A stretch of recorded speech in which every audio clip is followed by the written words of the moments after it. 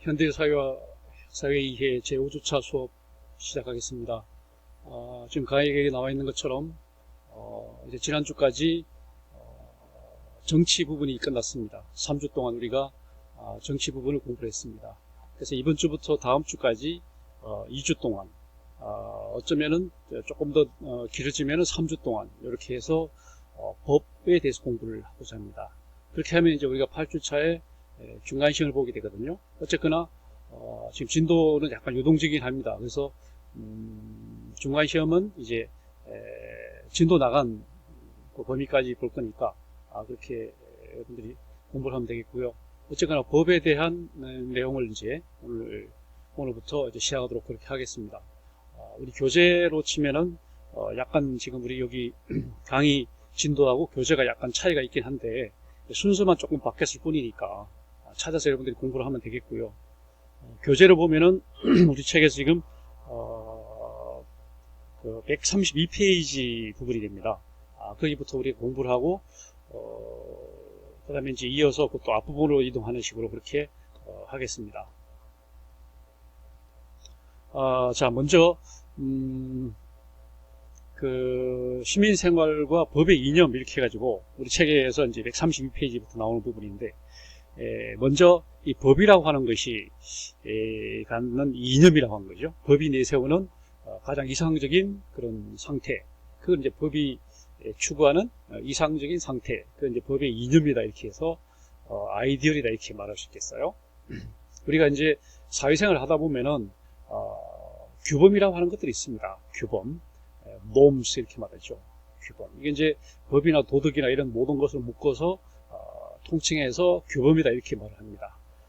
이런 규범은 굉장히 뭐랄까 다양하죠. 우리 사회에 보면 지금 말한 것처럼 법, 도덕, 뭐 여러 가지 관습, 뭐 여러 가지 그런 형태가 있고, 그 다음에 또 내용들이 획일적이지 않고 약간씩 좀 차이가 있으면서 좀 상대적입니다. 그래서 상대성을 띠고 있다 이렇게 얘기할 수 있는 거고, 그 다음에 이 사회 규범은 우리가 이제 일반적인 사회 현상과 다르게 당위 법칙을 담고 있습니다. 어떻게 해야 한다, 어떻게 해야 한다라고 하는 당위 법칙을 담고 있는 거고, 그 다음에 또 한 가지는 그 규범을 따를 경우에는 유형, 무형적인 그런 형태의 보상이 있겠죠. 그죠? 보상이 있는 거고, 그 다음에 그 규범을 어길 경우, 그 규범을 위반할 경우에는 거기에 또 상응하는 어떤 제재가 주어지는 겁니다. 그런 것들이 이제 규범 체계, 일체가 갖는 그런 성격이라고 볼 수 있는 것이고, 그 다음에 그 규범의 종류를 보면 우리가 이제 관습이라는 게 있죠. 사회적인 통념적인 어떤 뭐랄까 사회 습성이 이렇게 일반화됨으로 해서 시간과 공간적으로 어떤 보편성을 갖게 될 때 그것을 관습이다 이렇게 말하죠. 관습, 커스텀스다 이렇게 말하는 거고, 그 다음에 하나가 이제 도덕이라고 하는 게 있죠. 모럴이라고 했습니다. 모럴. 그 다음에 종교적인 또 그런 규범들이 있습니다. 그리고 이제 가장 일반화된 형태가 법입니다. 법은 이제 성문법, 불문법일 수도 있겠으나 어쨌거나 좀 더 안정적인, 그리고 보다 강제적인 그런 것들이 이제 법이라고 이렇게 얘기할 수가 있는 거고요. 그리고 사회규범은 고대, 중세, 근대, 현대 이렇게 올수록 굉장히 분화되고 있고요. 분화가 되고 있는 거고, 그 다음에 복잡해지고 있고 공공성을 띠고 있다는 거죠. 그러니까 사적인 그런 관계를 규율하는 법마저도 공공성을 띠게 됐다 이런 식으로 추인은 이런 식으로 변화가 되고 있다 이렇게 얘기할 수 있겠습니다. 그 다음에 이제 법의 그 이념을 보면 법이 추구하는 우리 사회의 가장 아름다운 그런 상황은 어떤 것이냐, 한마디로 말하면 정의죠. 저스티스, 올바르다고 한 겁니다. 그래서 우리는 법 그러면 정의, 그러니까 저스티스란 말을 이제 항상 법에서 이렇게 가장 그 기본적인 성격이 정의라고 할 수 있고, 법의 이념이 바로 정의라고 하는 겁니다. 그래서 우리가 법무부 그러면 디파트먼트 오브 저스티스 이렇게 말하죠. 쉽게 말하면 정의부 이렇게 말할 정도로 정의와 법은 어떻게 보면 정말 밀접한 관계다 이렇게 얘기할 수 있는 거고요. 그런 정의도 사실은 평균적 정의와 배분적 정의가 있을 수 있습니다. 평균적인 대체로 이제 획일적이거나 비례적이거나 이런 형태의 그런 정의가 있을 수 있고, 배분적 정의는 대체로 결과적인 정의입니다. 형평성에 맞게끔 결과적으로 이제 실현 구현하고자 하는 것이 배분적 정의다 이렇게 되는 거죠. 그 다음에 법이 내세우는 또 한 가지는 한목적성입니다. 목적에 이제 부합하도록 그렇게 되는 거죠. 예를 들어 민법 같은 경우에는 사적 자치, 그러니까 이제 개인적인 뭐랄까 신분이랄지 재산 어떤 채권 하여튼 이런 것들을 이제 하여튼 그 사적 자치를 최대한 보장하고자 하는 것이 이제 민법의 목적이죠.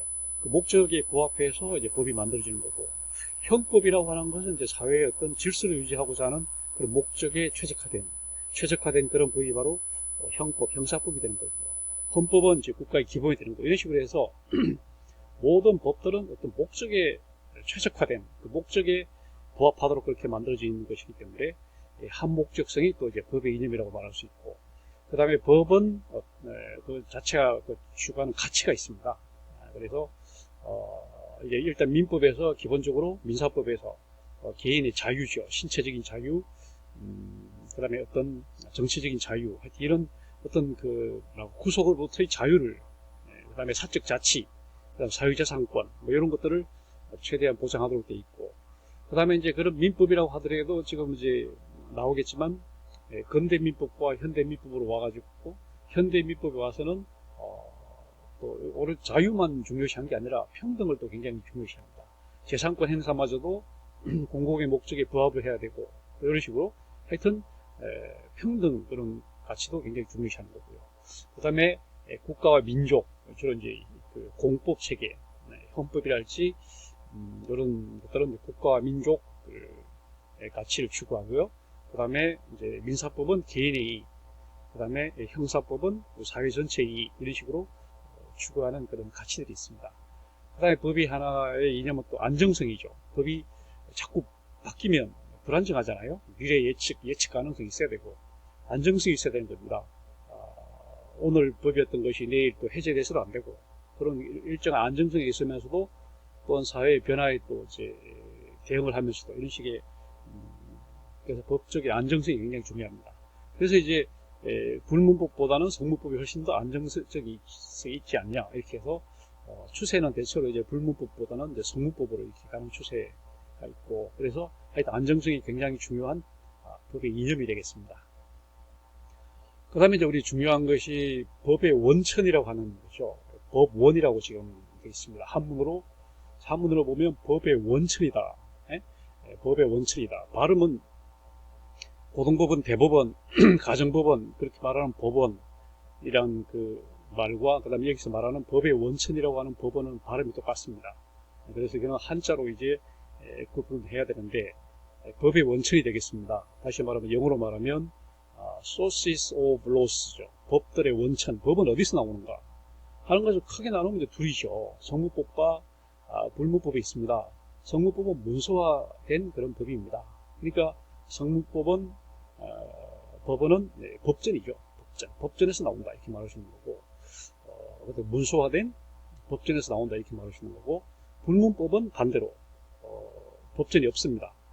그래서 우리 통상적인 관습, 우리 사회적인 통상적인 관습이랄지, 그 다음에 재판의 어떤 선례, 그러니까 판례랄지, 그 다음에 사물의 일반적인 이치, 조리죠. 조리. 사물의 일반적인 이치, 조리랄지, 이런 데서 나오는 것이 불문법입니다. 그 불문법은 장점이 있습니다. 사회 통상적인 이런 상식 수준을 넘어서지 않는다는 점에서 누구나 쉽게 이해할 수 있고, 그런 또 판례에 따라서 움직이기 때문에 사회 변화에 또 신속하게 대응할 수 있고, 이런 또 장점이 있어요. 그러나 역시 단점이라고 하는 것은 문서화되어 있지 않기 때문에 안정성에 좀 문제가 있고, 그리고 또 그러니까 이런 문제점을 이제 보완하기 위해서 이제 성문법이 사실은 있는 거고, 그래서 불문법이라고 다 나쁜 것은 아니고 장점과 함께 단점도 있다 이렇게 얘기할 수 있는 거고, 일반화된 것이 이제 성문법입니다. 성문법은 장점이라는 것은 역시 문서화되어 있고 법전 형태로 되어 있다 보니까 굉장히 안정적이고 예측 가능성이 있고 이런 좋은 점이 있습니다. 그러나 단점이라고 하면 뭐겠어요? 사회의 변화에 그때그때 대응할 수 없고, 항상 사후적으로 따라갈 수밖에 없고, 소극적으로 수동적으로 대응할 수밖에 없다는 또 그런 문제점이 있는 게 성문법인 겁니다. 그래서 대체로 이제 유럽의 경우를 볼 때는 대륙법 체계, 다시 말하면 독일이나 프랑스나 그다음에 스웨덴이나 이런 유럽 대륙에서는 대체로 성문법을 중시하는 그런 추세고, 그게 기본이 되는 거고, 반면에 영미법 체계에서 영국이나 그다음에 영연방국가나 그다음에 미국이나 이런 쪽에서는 이제 불문법 쪽이 강합니다. 불문법이라고 해서 전혀 법전과 문서화되어 있는 그런 성문법이 없다는 게 아니고, 그런 불문법적인 전통이 굉장히 뿌리가 깊다 이렇게 말할 수 있는 거고, 그리고 또 영국과 미국을 비교해 보면 영국은 불문법이 굉장히 이제 강하지만 미국은 기본적으로 영국의 영향을 받아서 불문법 국가면서도 또 대륙의 영향을 받아서, 다시 말하면 독일이나 프랑스나 이런 유럽 대륙의 영향을 받아서 또 성문법을 또 굉장히 중시하는 그런 나라가 또 미국입니다. 그래서 자, 우리가 성문법의 체계를 우리가 알 겁니다. 최고 상위에 있는 법은 역시 헌법이잖아요. 헌법은 기본법이라고 부르고 그 사회에서 가장 최상위에 있는 법입니다. 이것은 국민이 제정하는 것입니다. 국민들이 이제 국민 투표를 통해서 이제 제정 또는 개정을 하는 것이 바로 헌법입니다. 물론 그 절차에 보면 국회에서 물론 작업을 합니다만은 헌법의 제정권자는 바로 국민이다 이렇게 말할 수 있는 거고, 그런 헌법에 의해서 설치된 대의기관인 입법부에서 제정하는 그런 성문법이 바로 법률입니다. 이거는 이제 국회에서 제정하는 그런 법이 되는 거고, 그런 법률을 이제 시행하기 위해서 행정부에서 시행하기 위해서 제정하는 일체의 그런 성문법을 명령이다 이렇게 말하는 거고, 명령. 현재 우리나라로 치면은 대통령이 제정하는 것을 시행령 이렇게 되어 있고요. 그다음에 각 소관 장관이 임명하는 것을 시행규칙, 명령, 시행령과 시행규칙 이렇게 되어 있습니다만은, 이런 것을 행정부에서 제정하는 주로 시행령, 시행규칙 또는 뭐 규정, 이런 직제, 하여튼 이런 이름을 띤 이런 것들을 우리는 묶어서 명령이다 이렇게 말하는 거고, 그런 명령의 테두리 아래에서 지방정부, 지방자치단체가 제정하는 그런 성문법을 자치법규다 이렇게 이제 묶어서 말하는데, 자치법규도 그 지방의회에서 제정하는 것을 조례다 이렇게 말하고, 그 다음에 그 조례 틀 안에서 지방자치단체의 장이, 시장 군수, 지사가 제정하는 이런 자치법규를 규칙이다 이렇게 말하는 거죠. 자, 이런 식으로 이제 체계가 이루어져 있기 때문에 성문법 중에서는 역시 상위법이 우선입니다. 역시 헌법이 제일 최우선이고, 그 다음에 법률, 명령 이런 식의 위계 질서가 확실하게 되어 있는 거고요. 그래서 이런 헌법의 그러한 숭고한 가치를 지키기 위해서 우리나라에서는 헌법재판소라는 데가 있어서 이런 하위 법률이나 명령이나 이런 자치법규나 이런 것들이 헌법을 위반하면 당연히 무효가 되는 걸로 이렇게 되어 있습니다. 그래서 법의 원천은 성문법과 불문법이 있다 이렇게 얘기하는 거고요. 그 다음에 우선성, 지금 보면은 이제 불문법보다는 역시 성문법이 우선한다 이렇게 하는 거죠. 아까 말했듯이 이제 우리나라는 성문법을 기본으로 하면서 부분적으로 이제 불문법으로 보완을 하는 그런 형태고, 영국은 이제 불문법을 기본으로 하면서 이제 성문법으로 보완을 하는 형태지만, 어느 경우든 어쨌거나 성문법과 불문법이 충돌할 때는 당연히 이제 성문법이 우선이 되는 거고요. 그 다음에 역시 민법이 제일 우선이 되는 거고, 민법 다음으로 민사관습법, 관습에 해당된 것이 있습니다. 그 다음에 조리, 이렇게 순서로 된다 하는 게 우선성이고요. 그 다음에 상법에서는 상법이 가장 우선이고, 그 다음에 상사관습법, 그 다음에 민법입니다. 그 다음에 민사관습법, 조리 이렇게 된 겁니다. 상법은 민법에 대해서 특별법입니다. 민법은 개인 간 관계를 규율하기 위해서 만든 기본법이 바로 민법입니다. 그럼 민법 사항 중에서 상거래에 관해서 특별히 상거래에 관해서 법을 제정한 것이 상법입니다. 그래서 상법이 민법보다 우선한다. 이건 당연히 특별법 우선의 원칙, 특별법 우선의 원칙에 따라서 상법이 민법에 우선한다. 그 다음에 죄형 법정주의, 헌법, 형법상에서 죄와 형벌은 법이 정한다. 다시 말하면 법이 정하지 않는 것은 죄가 안 되고, 죄가 안 되면 형을 가할 수 없다. 이게 죄형 법정주의입니다. 다시 반대로 말하면 죄가 되는 것은 법이 정하고, 그 죄에 상응하도록 형을 부과하는 것이 형법의 기본 논리적 관계잖아요. 이런 것을 우리를 묶어서 죄형 법정주의다 이렇게 말하는 것입니다. 그 다음에 이제 국민의 권리와 의무를 한번 법의 효력과 이런 내용들 한번 보겠습니다. 법이라고 하는 것은 효력이 있죠. 시간적 효력과 공간적 장소적 효력과 그 다음에 이제 대인적 효력 이렇게 세수 나눠볼 수가 있는데, 법이라고 하는 것은 일단 법이 새로 제정이 되거나 개정이 되면은 주지기간이 있습니다. 두루두루 알리는 기간이죠. 주지시킨다고 하는 것은 말 그대로 두루두루 알린다는 거죠. 그래서 그 주지기간을 20일을 둡니다. 새로 법을 신규 제정했거나 아니면 기존에 있는 법을 개정했을 경우에는 주지기간을 일단 20일에 주지기간을 두는 거고, 그 다음에 하나가 이제 법률 불소급의 원칙입니다. 법률을 소급하면 안 됩니다. 개정이 됐으면 그 이후, 그 시행이 된 이후부터 적용이 되는 것이지 그 이전 끝까지 소급해서는 안 되는 거죠. 이건 당연한 거죠.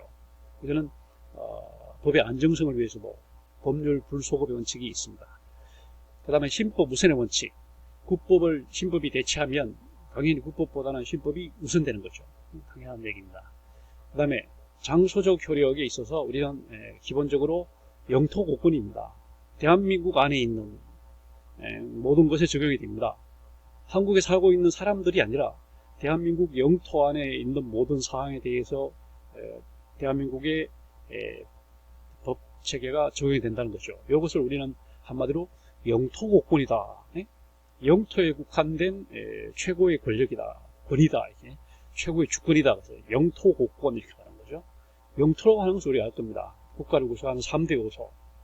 국민, 주권, 영토. 영토라고 하는 것이 우리가 영어로 이제 테리토리 이렇게 말하는 테리토리라고 말하는데, 영토라고 하는 것은 일단 그 육지가 있습니다. 그것을 우리는 영육이라고 부르고, 그 다음에 육지를 둘러싼 바다가 있습니다. 그 바다 일정 구역까지가 우리가 그 영해라고 부릅니다. 그리고 영육과 영해의 하늘, 그 대기권까지 하늘을 우리 영공이라고 부릅니다. 그러니까 이 세 가지를 묶어서 영육, 영해, 영공을 묶어서 영토라고 부릅니다.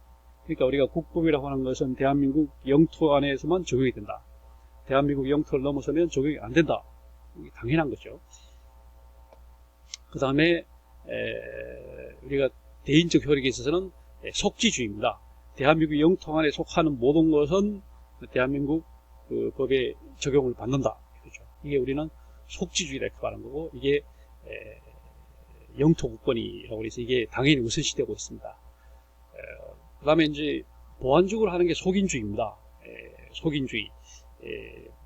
우리나라에는 아니라고 하더라도 그 한국 사람이 외국에 나가 있더라도 그 한국 사람이면 적용이 되는 이런 것을 우리는 속인주의라고 해서 이걸 이제 대인국권이라고 해서 영토국권이 대인국권을 우선하는 거 이렇게 되어 있습니다. 그 다음에 이제 법의 해석입니다. 법이라고 하는 것은 이제 항상 구체적으로 이렇게 이제 법이 명시가 돼야 되지만, 현실적으로 법을 국회에서 제정하다 보면 그 법의 안정성이나 이런 걸 고려해서 법의 그 자구들을 보면 상당히 추상화되어 있습니다. 구체적이지 않습니다. 그래서 그런 추상적인 그런 그 법률 자구를 좀 구체적인 사항으로 전환하는 것, 이런 것을 우리는 해석이다 이렇게 말합니다. 해석에는 크게 두 가지가 있죠. 유권 해석은 이제 말 그대로 권한이 있는 해석, 권한이 있는 해석입니다. 권위가 있는 해석. 반대로 무권 해석, 항리 해석은 당연히 권한이 없는 겁니다. 학문적이고 위론적인 그런 해석입니다. 유권 해석은 역시 국회에서 하는 유권 해석이 있습니다. 이건 법을 제정할 때 법에서 제1조 이 법은 뭘 하는 것을 목표로 한다 이렇게 하고, 제2조 이 법에서 말하는 국민이라 함은, 이 법에서 말하는 권리라 함은, 이렇게 이제 정의를 하잖아요. 여기 바로 입법적인 유권 해석입니다. 그 다음 행정 해석은 행정부에 대해서 예를 들면 우리가 학생들이 등록을 2학점을 등록을 하고 등록금을 냈는데 그 돈을 너무 많이 낸 것 같다. 그래서 이제 돈을 돌려달라 이렇게 되면 이제 그것을 학교에서 못 돌려주겠다 이러면 우리가 교육부에다 문의를 합니다. 교육부 어떻게 생각하십니까? 그럼 교육부에서 이거는 우리가 볼 때 이거는 어떻게 되니까 얼마로 돌려주는 게 맞다. 이렇게 나올 때는 이제 행정부에서 하는 그 해석이기 때문에 유권 해석이고, 이건 당연히 권한이 있기 때문에 구속력이 있습니다. 그 다음에 가장 일반적인 형태는 역시 사법부에서 하는 해석이죠. 재판을 할 때 판사가 하는 해석, 그게 이제 가장 일반적인 사법 해석입니다. 이 세 가지를 묶어서 우리는 권한이 있는 해석이라고 그래서 유권 해석, 이렇게 이제 얘기하는 거죠. 유권 해석. 반대로 이제 권한이 없는 해석을 학문적인 이론적인 해석이다, 그래서 학리 해석이다 또는 무권 해석이다 이렇게 말하는 거고, 그 예로는 물리 해석, 문자 그대로 해석합니다. 자전거 출입 금지, 그럼 이건 자전거만 출입을 금지하는구나, 이렇게. 그럼 자전거는 갈 수 있구나, 그럼 탱크도 갈 수 있구나, 이렇게 하는 게 물리 해석입니다. 그러나 이제 논리 해석은 아닙니다. 논리적으로 자전거 출입 금지, 그럼 이건 오토바이도 당연히 금지되겠지, 승용차도 금지되고 트럭도 대형 탱커도 당연히 금지되겠지, 이렇게 논리 해석인 거죠. 이런 것들은 이제 권한은 없습니다. 권한은 어디까지나 입법, 행정, 사법, 국가기관에서 하는 것이고, 이것은 이제 학문적인 이론적인 해석에 불과한 것입니다. 논리 해석을 좀 더 나눠보면은 첫째가 확장 해석입니다. 좀 더 확장을 해서 보는 겁니다. 확장을 해서 이 법의 취지로 봐서 여기서 오토바이 출입 금지라고 하는 것은 일체 교통수단이 들어오면 안 되는 거니까 당연히 자전거도 안 되는 거고, 세발 자전거도 안 되는 거고, 요즘 많이 나오는 퀵보드, 뭐 이런 전기 오토바이, 뭐 이런 것도 안 되는 것이다, 이렇게 이제 확장 해석하는 게 있고, 축소 해석, 그러면 오히려 줄여갖고 다 국한해갖고 여기서 왜 자전거 출입 금지를 했겠냐, 여기는 이제 옆으로 길이 너무 좁고 물이 넘어질 수 있어서 한 거 아니냐, 그러면 자전거만 봐야 된다, 그 이상으로 봐서는 안 된다, 이런 식으로 하는 거. 반대 해석, 아까 말한 것처럼 죄형 법정주의, 그러면 죄와 형은 법이 정한다, 죄와 형은 법이 정해야지만 죄와 형이 성립된다, 이게 이제 일반적인 해석인데, 반대 해석은 법에서 정하지 않은 것은 죄가 아니고 죄가 아닌 것은 처벌할 수 없다 라고 하는 것이 바로 반대 해석입니다.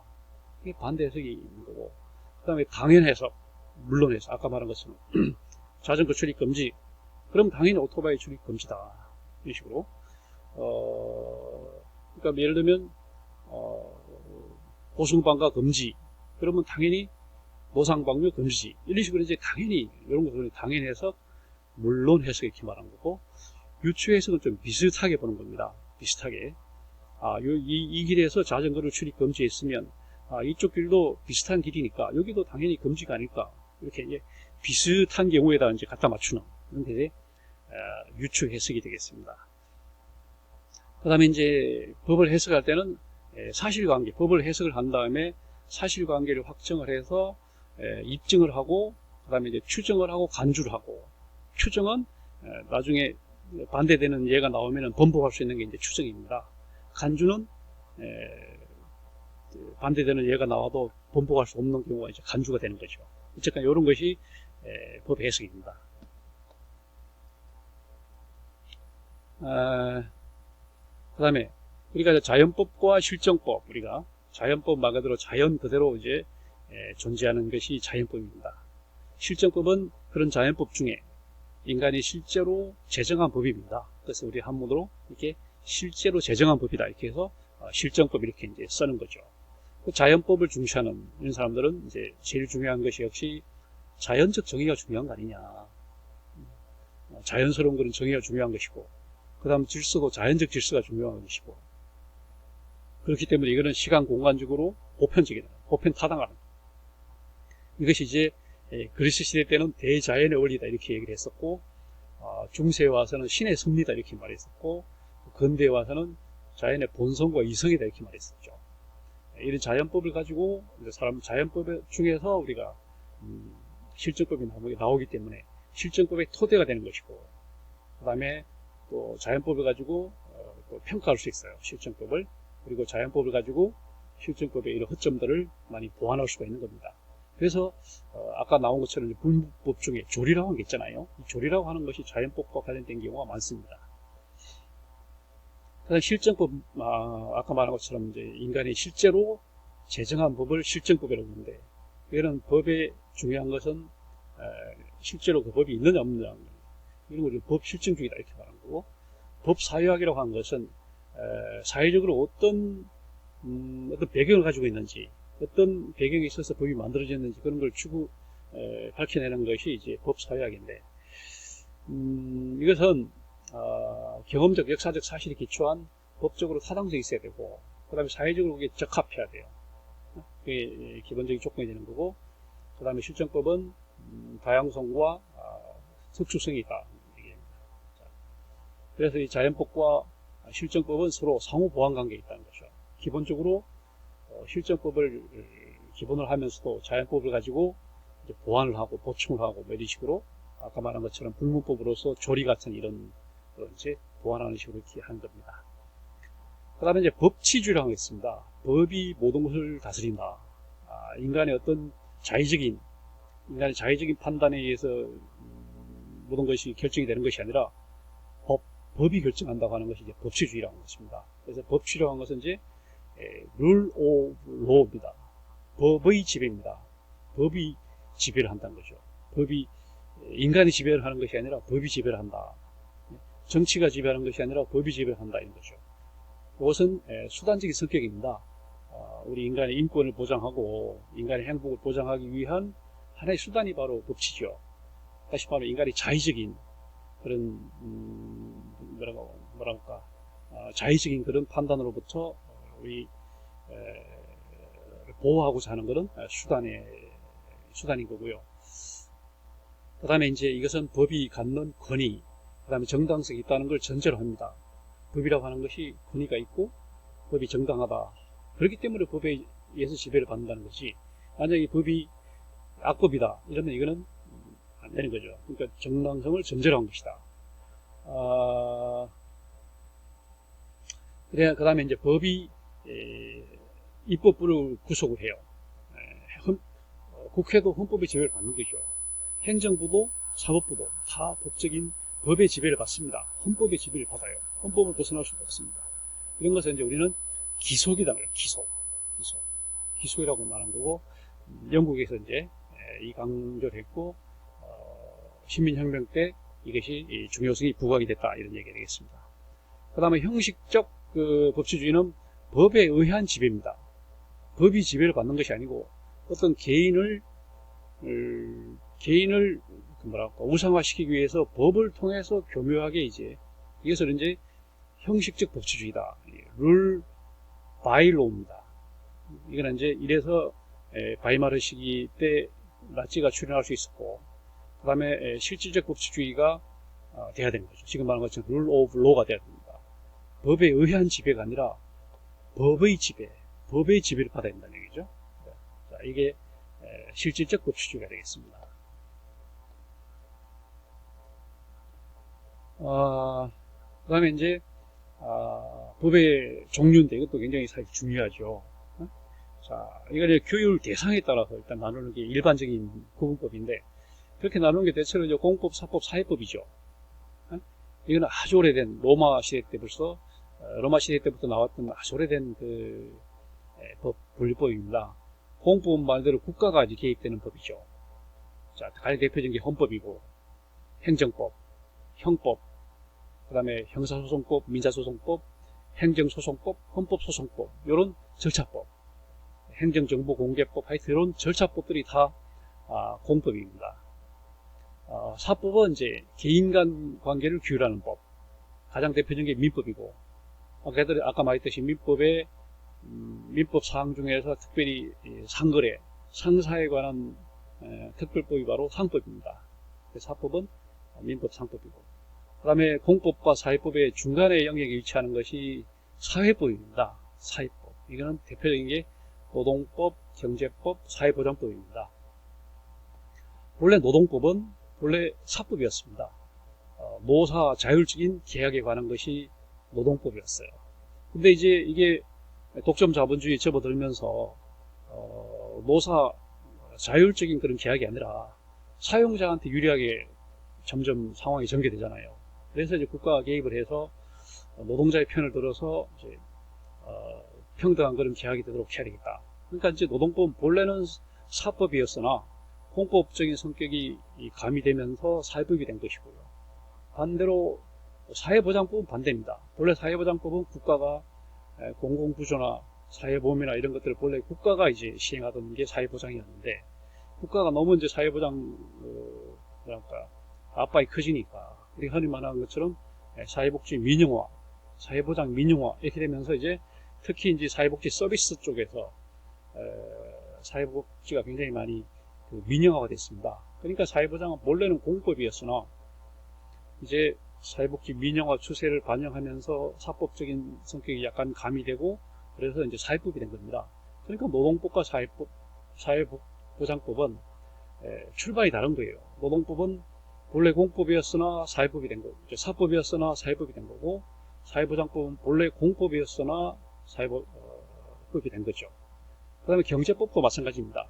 본래 경제법은 각 기업들이 알아서 시장 질서를 잘 지키도록 이렇게 하는 본래 사법이었어요. 근데 이것 가만히 봤더니 이제 독점이 출현하고 시장 질서를 왜곡시키고 하는 것이 너무 심해지니까 국가가 이제 개입을 합니다. 우리나라에 치면 공정거래위원회 같은 데가 개입을 하기 시작한 거죠. 경제법도 본래는 사법이었으나 공법적인 성격이 가미되면서 이제 사회법이 됐다 이렇게 이제 얘기할 수 있어서 법의 이 3대 유형이 굉장히 중요한 거죠. 그 다음에 하나가 이제 실체법과 절차법이죠. 실체법은 이제 권리와 의무 관계를 규정한 실체적인 법이고, 절차법은 그러한 법을 구현하기 위해서 이제 절차를 규정한 거죠. 우리가 말하는 소송법이죠. 형사 소송법, 민사소송법, 행정소송법, 헌법소송법, 행정정보 공개법, 행정절차법 이런 것들이 다 그 법을 권리 의무 관계를 이제 구현하기 위해서 도입한 절차법이거든요. 그런 것들을 절차법이라고 하는 겁니다. 그 다음에 효력 범위에 따라서 일반법과 특별법이 있습니다. 일반법은 장소, 사람, 사물의 누구에게나 예외 없이 그냥 적용되는 민법, 형법 이런 것을 일반법이라고 그러고, 특별법은 이제 제한이 있는 거죠. 장소, 예를 들면 상법이 예를 들면 민사관계 중에 상거래, 상사관계에만 적용이 되는 거고, 그 다음에 군형법은 일반 형사이긴 하지만 군에 관계된 군인과 군무원에만 적용이 되는 게 군형법이고, 이런 식으로 해서 이런 특별법들이 많습니다. 그래서 일반법과 특별법이 상충할 때는 당연히 특별법 우선의 원칙이다. 아까 얘기를 했죠.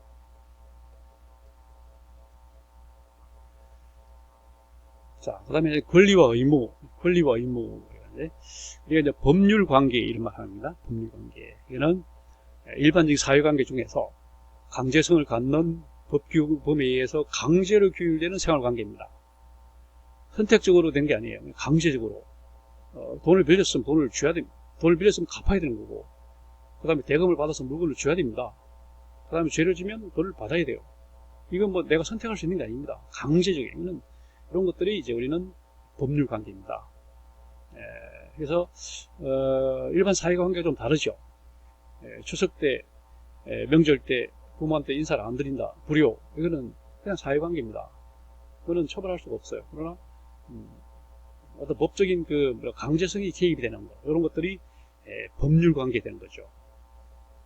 이렇게 될 때는 대체로 이제 권리와 의무가 이제 상충하게 되는 그런 결과가 됩니다. 권리를 누렸으면 의무를 부과를 해야 되는 거고, 그 다음에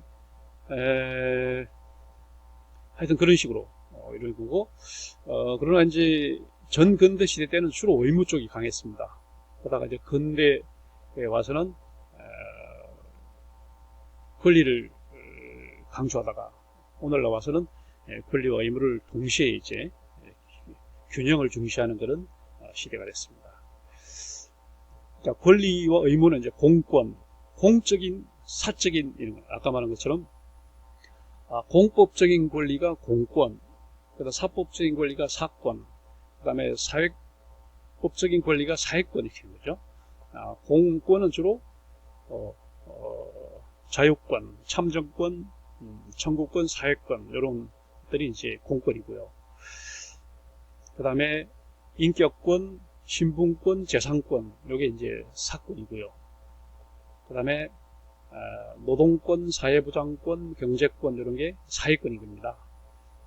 그 다음에 의무도 마찬가지죠. 납세, 국방, 교육, 근로 이런 게 이제 공적인 의무죠. 그 다음에 재산권 행사, 공공복무 이런 것들이 다 이제 공법상 의무가 되는 거고, 또 사법상 또 의무가 되는 경우, 뭐 당연히 나중에 나오겠지만 신의칙이 있어갖고 신의 성실의 원칙이 있어서 상대방이 뭐랄까 그 대금을 지급하면 당연히 이제 물건을 줘야 되고 뭐 이런 것들이 권리와 의무가 상응하는 그런 관계죠. 그러니까 의무만 있는 경우도 있습니다. 국방의 의무 같은 거, 권리만 있는 경우가 있습니다. 그리고 양자가 다 있는 경우도 있습니다. 그 다음에 권리 행사는 이제 원래는 무한히 할 수 있는 걸로 되어 있었지만 사실은 권리 행사도 사회적 성격이 있어가지고 제한이 있는 겁니다. 남용을 할 수가 없어요.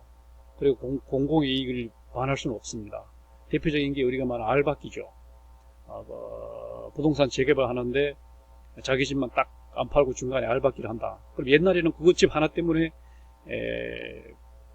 많은 사람들이 다 손해를 봤잖아요. 오늘날은 그 알박기에 대해서 처벌합니다. 왜? 그 사람의 권리는 확실히 맞지만 그 권리가 다른 사람들 공공이익과 반하기 때문에 이런 경우는 처벌하는 거죠. 그러니까 이런 권리라고 하는 것도 사회적 성격이 있고 해서 당연히 제한을 받습니다. 그러니까 권리 행사는 자유지만 민법상에 의해서 신의 성실의 원칙에 맞게 권리 남용을 금지하는 겁니다. 그것이 민법의 양대 기본칙이에요. 우리만의 신의칙, 권리칙. 신의칙은 신의 성실의 원칙, 권리 남용 금지의 원칙, 권리칙. 신의칙과 권리칙은 민법의 양대 기본 원칙이 되겠습니다.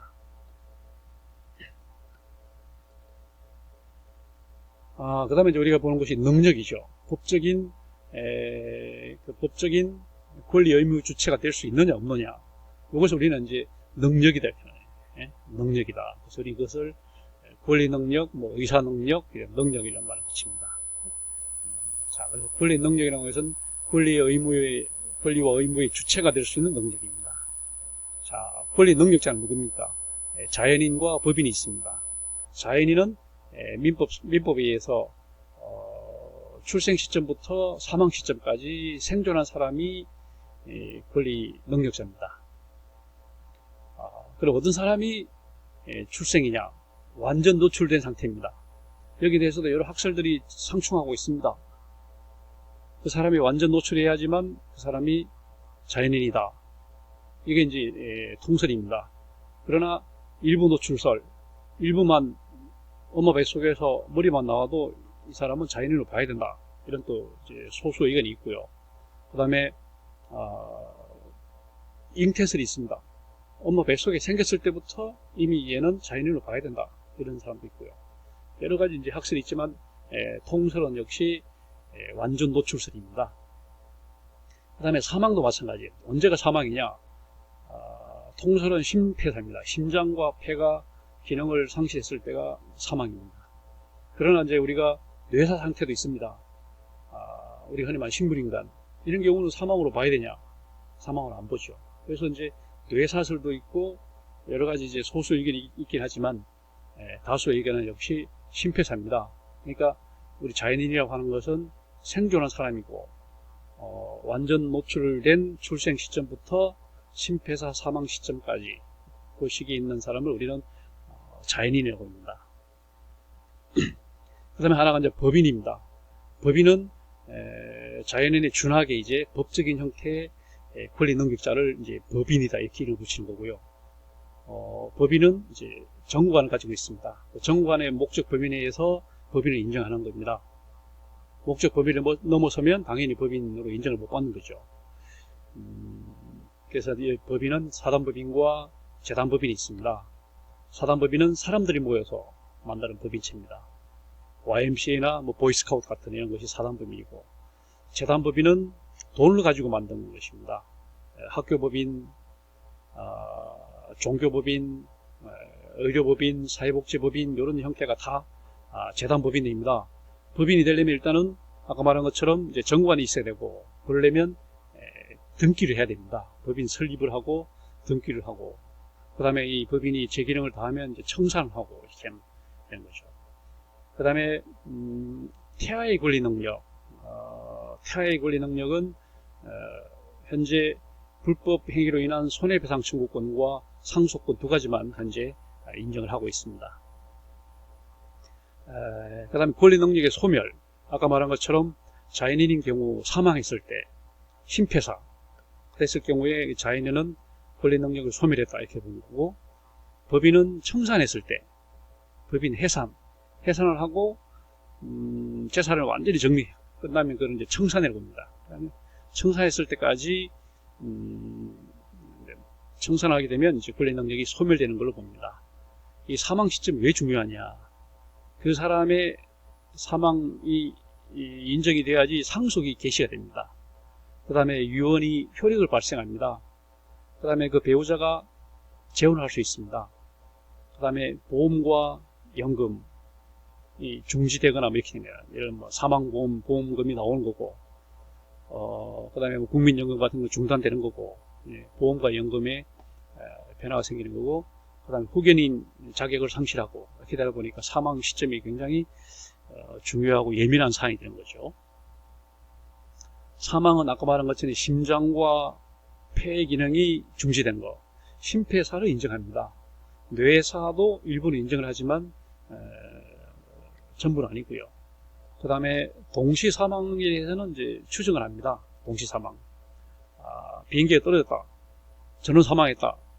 그러면 예를 들면 그 두 사람이 같이 탔는데 둘 다 사망했다 그럴 때는 같은 시간으로 봐요. 예를 들면 오후 3시에 그냥 다 같이 사망했다 이렇게 봅니다. 기록할 때 그냥 오후 3시 이렇게 해요.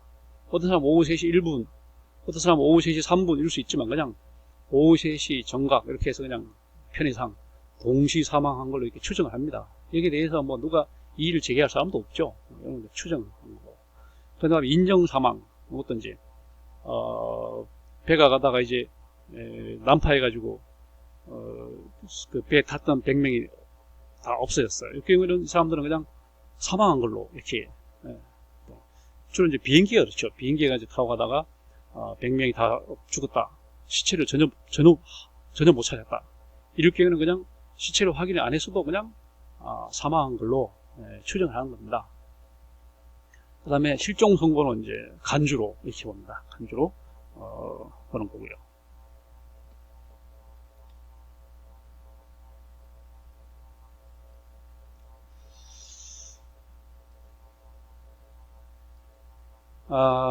그 다음에 이제 의사 행위 능력입니다.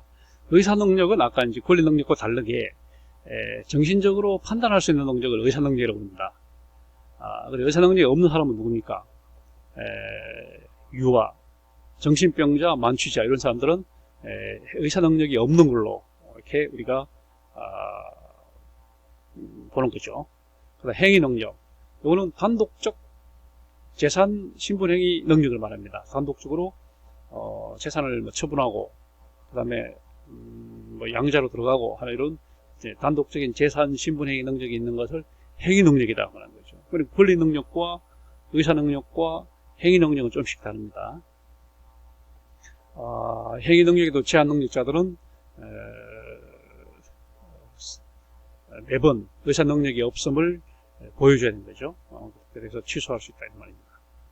그 다음에 이제 제한 능력자. 제한 능력자는 법적인 행위에 대해서 취소를 할 수가 있는 거고, 이거는 재산상 행위에서만 취소할 수 있지만 신분상 대해서는 취소할 수가 없습니다.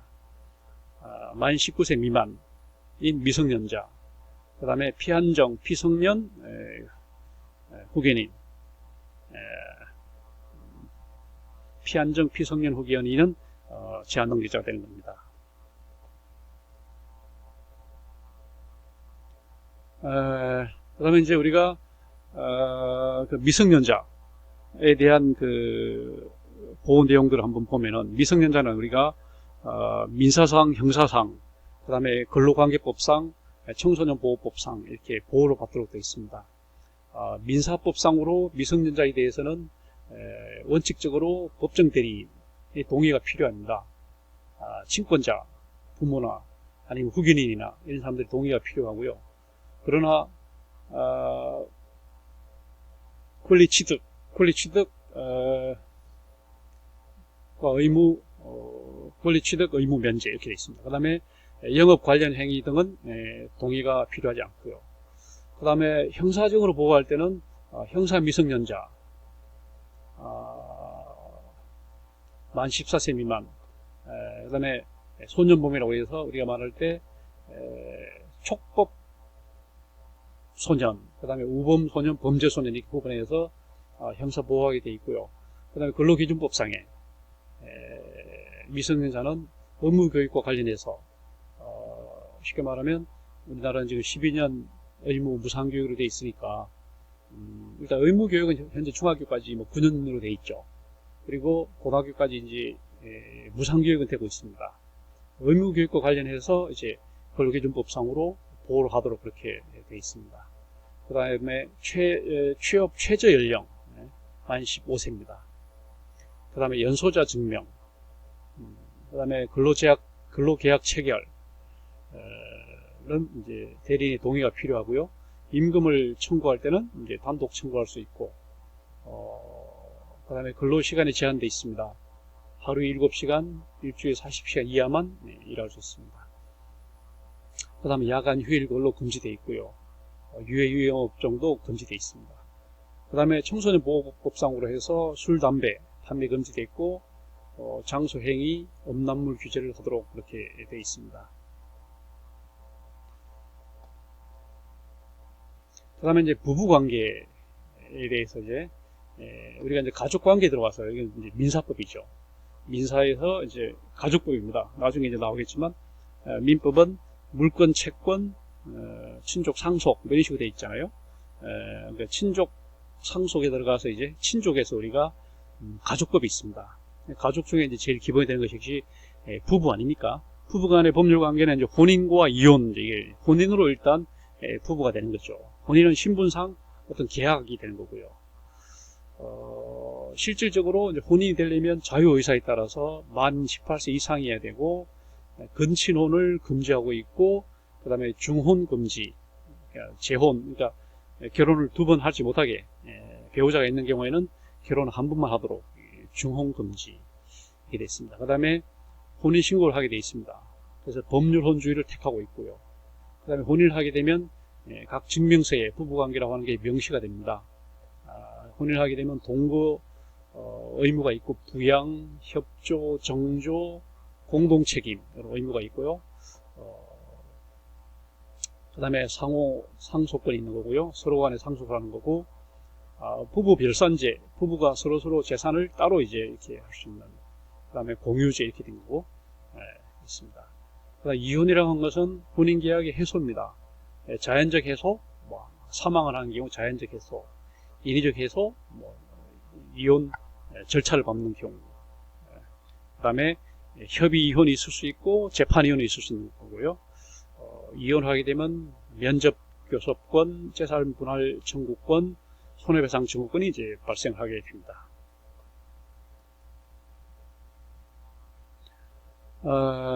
그 다음에 이제 부부를 지나서 그 다음에 이제 부모와 자식 사이의 관계입니다. 친자 관계입니다. 친자, 친은 이제 부모, 자는 자녀. 친은 그러니까 부모고 자는 자녀입니다. 친자 관계라고 하는 것은 그러니까 부모와 자녀 사이의 관계입니다. 친생자, 이거는 이제 실제로 낳은 부모가 실제로 낳은 자녀입니다. 이 혈연 관계로 해서 부부가 혈연 혼인에 의해서 실제로 낳은 자녀를 친생자라고 합니다. 그 다음에 양자, 요거는 이제 말 그대로 받아들이는 경우입니다. 양자. 이거는 입양 절차에 의해서 어놉션, 입양 절차에 의해서 이제 양자를 받을 수 있습니다. 친양자라고 하는 게 있습니다. 이거는 혼인한 지 3년 이상 경과한 부부가 입양한 15세 미만의 자녀, 이걸 우리는 친양자라고 얘기를 합니다. 그런 친양자는 친생자로 간주를 합니다. 친생자와 같은 것으로 이렇게 동등하게 이렇게 간주를 합니다. 친권은 뭐예요? 자녀에 대해서 부모가 행사할 수 있는 권한, 권리, 이게 친권이죠. 이거는 미성년자 자녀에 대한 부모의 권리와 의무를 묶어서 친권 이렇게 말합니다. 본래는 이제 권리가 강했지만 오늘날은 의무가 강합니다. 일단은 보호하고 양육할 의무가 있습니다.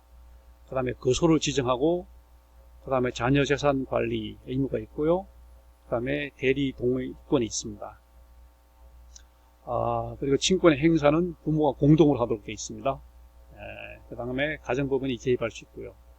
그 다음에 친권을 상실하는 것은 친권을 상실했을 때, 상실할 수 있는 것은 이제 법원 선고에 의해서 그 남용 사실이 이제 드러나면은 이제 친권을 상실하게 되는 거죠. 그 다음에 친족의 법률 관계, 부양 관계라고 하죠. 부양 관계는 상호 부양, 부부가 서로 상호 부양하는, 친자가 그러니까 부모가 자녀를 부양하는, 그 다음에 부부 부양, 친족 부양 이런 식의 거고요. 그 다음 친족 관계, 친족 관계는 출생을 하거나 혼인하거나 자녀라고 이제 인지를 하거나 아니 입양을 하거나 이렇게 해서 친족 관계가 이제 발생을 하고 사망을 하거나 이혼을 하거나 인지 취소를 하거나 입양 취소를 하게 되면 친족 관계는 이제 소멸하게 됩니다. 친족의 범위는 8촌 이내의 혈족과 4촌 이내의 인척과 그 다음에 배우자를 묶어서 우리는 친족이다 이렇게 말한 거죠.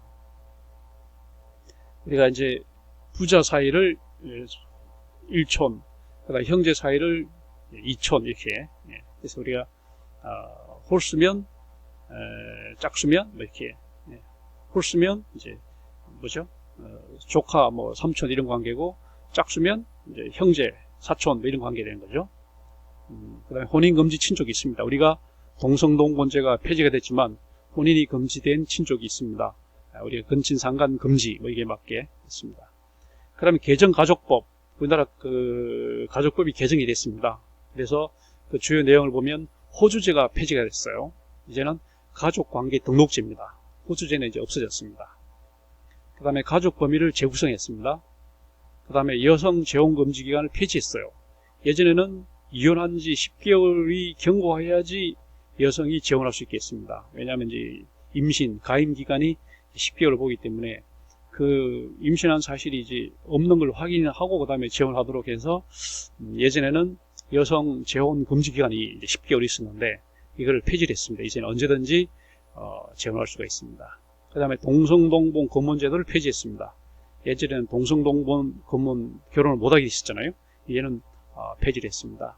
그 다음에 부성주의를 폐지를 해서 꼭 아버지 성을 따르지 않아도 되도록 어머니 성을 따라도 되도록 이렇게 부성주의를 폐지를 했습니다. 이게 개정가족법의 개정의 주요 취지, 주요 요지가 되겠습니다. 그 다음에 상속과 법률관계, 이제 상속이라고 하는 게 이제 상속과 이제 증여가 있잖아요. 상속은 이제 부모가 돌아가셨을 때 재산을 물려받는 것을 상속이라고 그러고, 증여는 살아계실 때 이제 자녀들한테 주는 걸 증여라고 그럽니다. 상속과 증여는 이제 세율이 같기 때문에 그냥 상속 증여세로 이렇게 되어 있습니다. 상속은 사망에 의한 포괄승계입니다.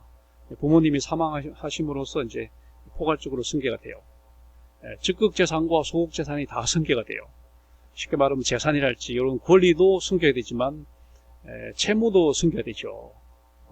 그러니까 권리도 있고 의무도 있습니다. 그 다음에 법정상속, 법정상속은 능력자, 자연인만 법정상속을 받을 수가 있어요. 배우자와 친족만 법정상속 권리를 갖습니다. 원칙은 균등분할 원칙입니다. 그 다음에 배우자는 1.5배를 받도록 되어 있습니다. 그 다음에 4순위까지 상속이 되도록 되어 있습니다. 유언이 있습니다. 유언이라는 것은 요식주의입니다. 다시 말하면 자필, 필로 아니면 녹음, 공증, 비밀증서, 구수증서 이런 요식이 있어야 돼요. 해야 유언장으로서 효력이 있는 거죠. 그 다음에 유증, 유증은 유언 자유의 원칙, 유류분에 의한 유언 자유의 원칙 제한. 그 다음에 유류분이라고 하는 것은 상속인은 일정 비율 유류분을 요구할 수 있다 이렇게 되어 있습니다. 그 다음에 민법에 들어가서 이제 주요한 내용들, 민법의 3대 기본 원리입니다. 이게 근대와 현대가 다릅니다. 근대 3대 원리는 계약 자유의 원칙, 사유권 존중, 과실 책임의 원칙, 이게 근대 민법의 3대 원칙이었다면 현대 와서는 달라졌습니다. 계약이 자유에서 공정으로, 사유권 존중이 사유권 공공으로, 그 다음에 과실 책임이 무과실 책임으로 바뀌었습니다. 여기 변화된 것을 여러분들이 분명히 알아야 됩니다. 근대에는 계약이 그냥 무한 자유였지만 오늘날은 계약이 계약은 공정해야 한다. 그 다음에 사유권은 존중이 됐지만 오늘날은 사유권 공공성을 가져야 되고 과실 책임이 무과실 책임으로 이렇게 변했다는 걸 잘 알아야 됩니다. 그러나 시대가 변해도 변하지 않는 두 가지가 아까 얘기한 신의 측과 권리 측입니다.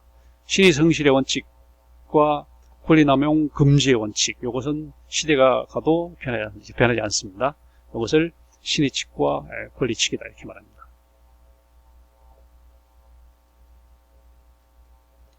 그 다음에 민법에서 이제 지금 말한 것처럼 민법은 이제 물권, 채권, 친족, 상속 이렇게 돼 있잖아요. 물권이라고 하는 것은 물건에 대한 배타적인 권리입니다. 물권, 채권, 채무를 요구할 권리입니다. 채권. 그러니까 물권은 어떤 물건에 대한 권리고 채권은 뭐 돈 받을 권리라 이렇게 보면 됩니다. 물권은 그냥 물건에 관한 권리, 채권은 돈에 관한 권리 이렇게 보면 됩니다. 물권의 종류, 용익 물권과 제한 물권 나눠집니다. 용익 물권 말 그대로 사용하고 이익을 누릴 수 있는 물권입니다.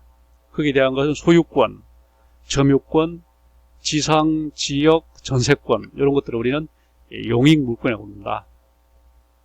그 다음에 제한 물권은 제한적으로 이제 행사할 수 있는 거죠. 용익 물권은 뭐 당연한 거고 제한 물권은 이제 제한적으로 유치권, 질권, 저당권 이런 담보 물권 구성이 되는 제한 물권이 있습니다. 물권 법정주의 민법에서 규정이 되어 있습니다. 물권은 반드시 법에서만 정한다. 민법에서 물권 법정주의 이렇게 되어 있고요. 물권의 변동이 생기면 발생, 변경, 소멸 이런 절차가 있습니다. 부동산에 대해서는 등기를 하도록 이렇게 되어 있습니다. 그 다음에 부동산에 대해서는 이제 등기를 하고, 그 다음에 점유를 하고, 그 다음에 이제 동산은 이제 인도를 하는 식으로 이렇게 되어 있습니다. 이렇게 해서 공시를 합니다. 모든 사람들이 알 수 있도록 이제 부동산이 오고 가는 것은 등기를 해서, 그 다음에 이제 물건을 주고받는 이런 것은 이제 공시의 원칙이 적용이 됩니다. 채권 아까 말한 것처럼 채무자에 대한 채권자의 권리입니다. 이거는 계약을 맺어서 이제 발생이 되는 거고, 이것이 소멸되려면 채무를 이행하거나 아니면 계약을 해지하거나 그 다음에 법원 판결에 의해서 강제 이행하거나 손해배상 청구로 소멸이 될 수가 있습니다. 그 다음에 하나가 이제 부동산이에요. 부동산. 물건의 대표적인 게 이제 부동산이니까 부동산은 말 그대로 한문으로 쓰면 움직일 수 없는 재산이죠. 토지와 건물이죠. 그래서 이제 우리는 토지와 그 정착물이다 이렇게 말합니다. 토지와 정착물. 건물은 토지와 독립적인 소유권 객체입니다. 토지와 건물은 완전히 별개로 보는 거죠. 그래서 여기에 대해서는 등기제도가 있습니다. 등기제도는 크게 세 부분은 표제부, 갑구, 을구 이렇게 되어 있어요.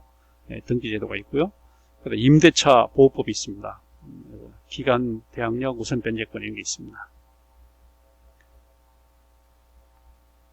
자, 그 다음에 이제 민법상의 어떤 그 구제 절차에 대한 것이 이제 불법 행위와 손해배상이라는 거 있는데, 불법 행위는 말 그대로 법을 넘어선 법적인 행위가 아닌 그러니까 불법 행위라고 그러죠. 가해 행위, 상대방한테 손해를 끼치는 행위, 이거는 위법, 법을 위반해야 되는 겁니다. 현행법을 위반해야 되고 고의, 일부러 또는 과실 둘 중에 하나, 일부러 그랬거나 아니면 실수로 그걸로 인해서 손해가 발생이 돼야 됩니다. 그 다음에 행위와 그 결과 사이에 인과관계가 분명해야 됩니다. 그 다음에 그것을 물러줄 수 있는 가해자의 능력이 있어야 돼요. 이것이 불법행위 요건입니다. 특수 불법행위는 뭡니까? 이런 불법행위 중에서 특별히 경감할 수 있거나 또 추가적으로 추가적으로 책임을 더 매길 수 있는, 깎아주거나 덜어줄 수 있는, 깎아주거나 이제 추가할 수 있는 그런 불법행위를 특수 불법행위라고 합니다. 이거는 행위 무능력자에 대한 감독자 책임입니다. 책임 무능력자가 뭘 잘못했어요. 그럼 그 감독자도 처벌을 받아야 되는데, 감독자에 대해서는 조금 처벌을 깎아준다는 얘기죠. 똑같이 처벌하는 것이 아니라, 예를 들면 뭐 택시회사 사장, 택시기사가 이제 사고를 냈다. 그러면 이제 그 사람 처벌도 이제 택시회사 사장도 같이 받아야 되는데, 사장이 시킨 건 아니잖아요. 그러니까 그 부분에 대해서는 조금 경감을 시켜준다. 그 다음에 사용자의 배상 책임. 이것도 이제 지금 말한 것처럼, 종업원이 뭘 잘못해서 문제가 생겼다. 그럴 때도, 그럼 누가 이걸 물어내야 되냐. 이럴 경우에 그 사용자에 대해서는 조금 경감해 주는 거죠. 그다음 공작물 점유자. 예를 들면 내 차인데, 다른 사람이 몰고 가서 사고를 냈다. 그러면 그 보험을 그러면 그 차 주가 다 부담하냐. 그때 이제 좀 깎아주는 거죠. 공작물 점유자 소유자에 대한 책임을 좀 경감시켜주는 거고. 동물 점유자 책임. 애완견을 데려가는데 애완견이 사람을 물어 죽였다. 그럼 살인죄가 성립. 그러면 그 동물은 예를 들면 사살하고, 그럼 그 동물 주인도 그러면 살인죄를 적용할 거냐? 살인죄까지는 안 가는 거죠. 살인죄보다 조금 가볍게 동물 점유자, 입마개를 안 하고 뭐 이런 책임이 있지만, 그러나 살인죄까지는 안 가는 거죠. 그런 게 이제 특수한 불법행위고. 그 다음에 공동불법행위자 연대 책임. 여러 명이 이제 같이 일을 했을 경우에, 어떤 위법, 불법행위를 했을 경우에 그 연대 책임만 조금 깎아주는 그런 형태입니다. 손해배상이라고 하는 것은 이제 손해의 전보, 손해를 메꿔주는 겁니다. 어떤 손해가 발생했을 때 그걸 메꿔준다. 이 전보라는 것은, 전자라는 것은 흙을 메꿔주고, 보라는 것은 옷을 기어주고, 땅이 피었으니까 땅을 메꿔주고, 옷이 찢어졌으니까 옷을 메꿔주고, 이런 거 전보란 말을 쓴 거죠. 전보. 이것은 이제 불법 행위가 났을 때 손해배상 해주는 겁니다. 법을 지켰을 때는 문제가 없어요. 법을 어겼을 때 이제 배상할 책임이 있는 거고, 그 방법은 금전, 돈으로 물어주는 겁니다. 현물보다는 돈으로 물어주도록 이렇게 되어 있는 거고요. 그 다음 명예훼손죄, 그 다음에 교통사고. 교통사고는 후발 손해배상 인정. 그렇지만 또 합의 전치주의지만 이후에 또 공소를 제기할 수가 있는 것입니다. 자, 이렇게 해서 오늘은 그 법 일반과 개인생활법에 대해서 했습니다. 그럼 다음 주에는 이제 공공생활과법 부분하고 법의 남은 부분들을 하고 그 다음 진도를 나가도록 그렇게 하겠습니다.